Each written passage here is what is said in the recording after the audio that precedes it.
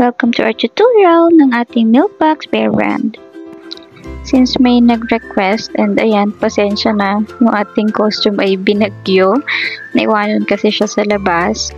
So, syempre, kailangan natin ng box na kakasya sa kanila or mas malaki pa ng kaunti. Tapos, bubutasan mo sa gilid ng ganyan para maitaas baba nila yung kanilang kamay ng maluwag. Tapos, tali na dalawa na kakasya sa kanilang yung kasya sa shoulders para hindi nalalawlaw. Tapos, ayan, meron nga siyang butas sa likod. Tapos, tinapalan lang namin ng papel. Actually, may ginkgo biloba yan. Yung ginkgo biloba na sterilized milk para yung kanilang likod is hindi masyadong mainit. Hindi masyadong mainitan sa loob.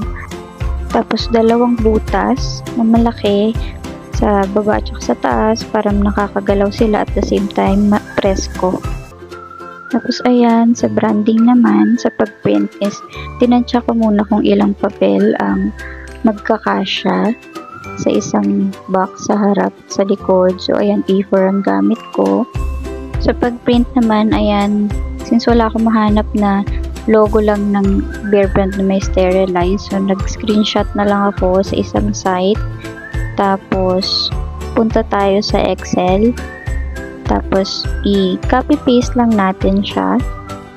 Then, punta tayo sa page break preview. Tapos, dyan yung makikita kung sa laki ng ipiprint yung picture, dyan yung makikita kung ilang page ang magagawa ninyo. Para siyang magiging puzzle.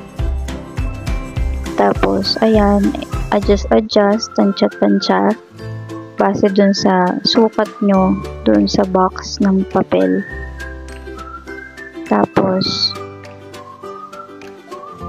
sa pag-print, ayan yung i-adjust nyo muna yung margin. Tapos, ayan yung pag-print, yung makikita nyo is ganyan siya. So, gupit-gupit and glue na lang siya. Like puzzle siya. So, ayan, finishing na lang. Since wala kaming kartolina, gumamit kami ng bond paper para i-fill yung mga kailangan i-fill.